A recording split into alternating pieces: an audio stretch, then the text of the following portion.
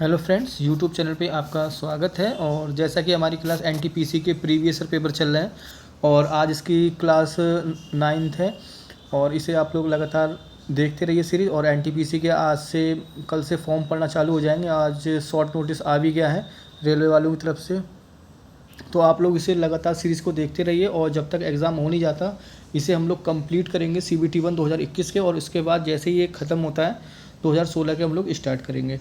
और हमारे चैनल को आप लोग प्लीज़ लाइक और सब्सक्राइब करते रहें, और जिससे कि हमारी क्लास आगे और बेहतरीन से होती रहे। ठीक है, आइए हम लोग स्टार्ट करते हैं। पहला जो क्वेश्चन है हमारा, फूलों के अंडाशय के अंदर छोटे मनके जैसी संरचनाओं को क्या कहा जाता है?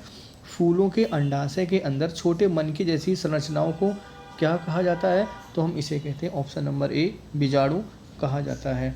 ठीक है, और पुष्प के मुख्य रूप से 4 भाग होते हैं पुष्प के, जैसे आपके बाह्य दलपुंज हो गया, पुमंग हो गया और जयांग हो गया। नेक्स्ट क्वेश्चन पे चलते हैं। LIFO का पूर्ण रूप क्या होता है? LIFO का last in first out, option number D. विभिन्न विद्युत सुरक्षा उपकरणों में से विद्युत धारा के तापीय प्रभाव पर आधारित उपकरण क्या कहलाता है? विभिन्न विद्युत सुरक्षा उपकरण में से विद्युत धारा के तापीय प्रभाव पर आधारित उपकरण क्या कहलाता है? ऑप्शन नंबर जो डी है, फ्यूज कहलाता है। इनमें से कौन सी कंप्यूटर की एक विशेषता नहीं है? कौन सी विशेषता नहीं है? तो जो आपका इंटेलिजेंस कोसेंट जो है वो एक कंप्यूटर की विशेषता नहीं है, option number A. Question number हम लोग 5 पे चलते हैं।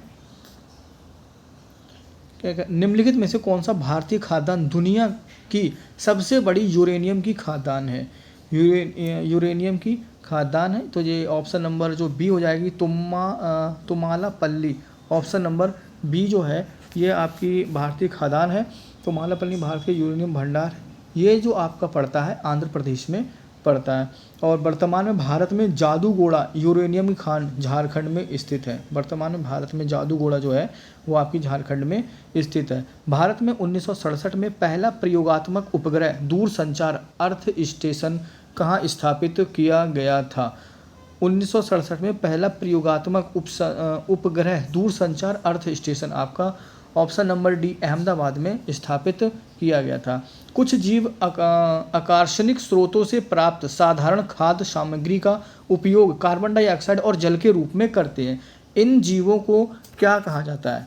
इन जीवों को कहा जाता है स्वपोषक। ऑप्शन नंबर जो ए होता है स्वपोषक कहा जाता है। नेक्स्ट क्वेश्चन पे हम लोग आते हैं। पौधों में प्रोटीन और अन्य यौगिकों के संश्लेषण में किस आवश्यक तत्व का उपयोग किया जाता है? पौधों में प्रोटीन और अन्य यौगिक के संश्लेषण में से किस आवश्यक तत्व का उपयोग किया जाता है? ऑप्शन नंबर जो ए है, नाइट्रोजन, इसका उपयोग किया जाता है। सामान्य परिस्थितियों में पेंट की आंतरिक परत को अम्ल की क्रिया से कौन बचाता है? सामान्य परिस्थितियों में पेट की आंतरिक परत को अम्ल की क्रियाओं से आपका जो बलगम है, ऑप्शन नंबर बी, ये बचाता है। नेक्स्ट क्वेश्चन पे आते हैं। क्वेश्चन नंबर 11 है। निम्नलिखित में से कौन सा देश संयुक्त राष्ट्र सुरक्षा परिषद का स्थायी सदस्य है? स्थायी सदस्य है, तो ऑप्शन नंबर जो तीसरा है हमारे पास, चीन स्थायी सदस्य है। चीन स्थायी सदस्य हैं और संयुक्त राष्ट्र सुरक्षा परिषद की जो स्थापना है 24 अक्टूबर 1945 को की गई थी। ठीक है, और 1945 में की गई थी। नेक्स्ट क्वेश्चन पे देखते हैं।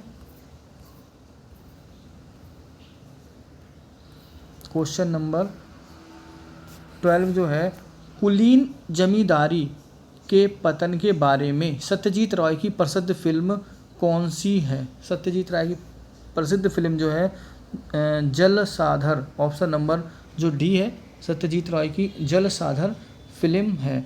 अंतर्राष्ट्रीय नृत्य दिवस कब मनाया जाता है? अंतर्राष्ट्रीय नृत्य दिवस मनाया जाता है ऑप्शन नंबर सी, 29 अप्रैल को अंतर्राष्ट्रीय नृत्य दिवस मनाया जाता है।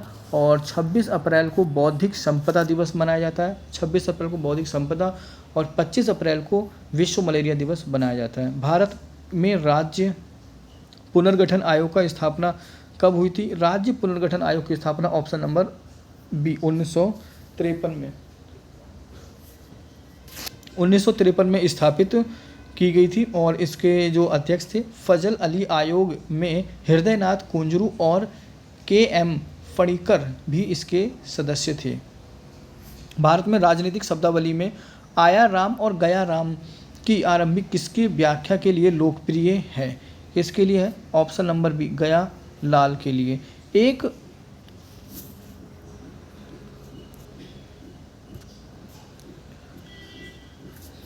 अलग आंध्र के लिए आंदोलन एक अलग आंध्र के लिए आंदोलन को क्या कहा जाता है? ऑप्शन नंबर डी जो विशलांध्र आंदोलन है, ऑप्शन नंबर बी कहा जाता है। 1913 में साहित्य के लिए नोबेल पुरस्कार प्राप्त करने वाले भारतीय का नाम क्या है? भारत के नाम है ऑप्शन नंबर सी रविंद्रनाथ जो टैगोर हैं वो हैं। खिलाफत आंदोलन का नेतृत्व किसने किया था? खिलाफत आंदोलन का नेतृत्व ऑप्शन नंबर सी अली बंधुओं ने किया था और खिलाफत आंदोलन 1919 में प्रारंभ किया गया था।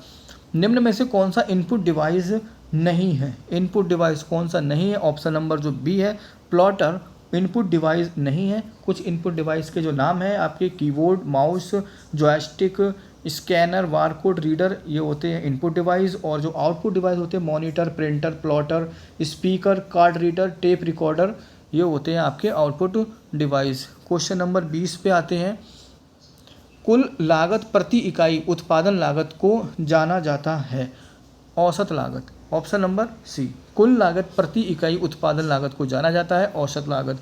औपनिवेशिक शासन की स्थापना निम्न में से सबसे पहले कहाँ हुई? उपनिवेशिक शासन की स्थापना सबसे पहले जो कहाँ हुई? ऑप्शन नंबर बी बंगाल में उपनिवेश स्थापना हुई। तमिल नव वर्ष को किस नाम से जाना जाता है? तमिल नव वर्ष को option number C Varusha Pirappu, option number C Varusha Pirappu से जाना जाता है। पूर्वी तट का सबसे पुराना कृत्रिम बंदरगाह कौन सा है? कृत्रिम बंदरगाह ऑप्शन नंबर सी जो चेन्नई बंदरगाह है सबसे पुराना है पूर्वी तट का और कृत्रिम बंदरगाह है। पारादीप आपका उड़ीसा में पड़ता है। कांडला पोर्ट गुजरात में अवस्थित एक ज्वारीय बंदरगाह है। विशाखापट्टनम सबसे गहरा बंदरगाह। भारत में 13 बड़े बंदरगाह हैं। क्वेश्चन नंबर 24 पे आते हैं हम लोग। 24 जो कह रहा है एक अर्थव्यवस्था में पूंजी स्टॉक की वृद्धि शुद्ध निवेश या नए पूंजी निर्माण द्वारा मापी जाती है जिसे आपका शुद्ध निवेश बराबर सकल निवेश माइनस मूल्यह्रास कहा जाता है। एक अर्थव्यवस्था में पूंजी स्टॉक की वृद्धि शुद्ध निवेश या नए पूंजी निर्माण के द्वारा मापी जाती है जिसे शुद्ध निवेश बराबर कहते हैं सकल निवेश माइनस मूल्यह्रास। भारतीय राष्ट्रीय आंदोलन के दौरान निम्न में से किसे मशीन प्रौद्योगिकी का महिमांडन नहीं करने के कारण मानव समाज प्रतीक माना गया था? तो ये हो जाएगा 25 का सी चरखा जो है वो प्रतीक नहीं माना गया था। लंदन में संपन्न हुए दूसरे गोलमेज सम्मेलन में कांग्रेस का प्रतिनिधित्व महात्मा गांधी के द्वारा किया गया था। आपका ऑप्शन नंबर जो बी है महात्मा गांधी। हम लोग आते हैं नेक्स्ट क्वेश्चन पे। वस्तुओं के निर्यात और आयात के संतुलन को रूप में संदर्भित किया जाता है। वस्तुओं के आयात और निर्यात के संतुलन को किस रूप में संदर्भित किया जाता है? तो ये होता है हमारा आयात के संतुलन। 27 का डी व्यापार संतुलन।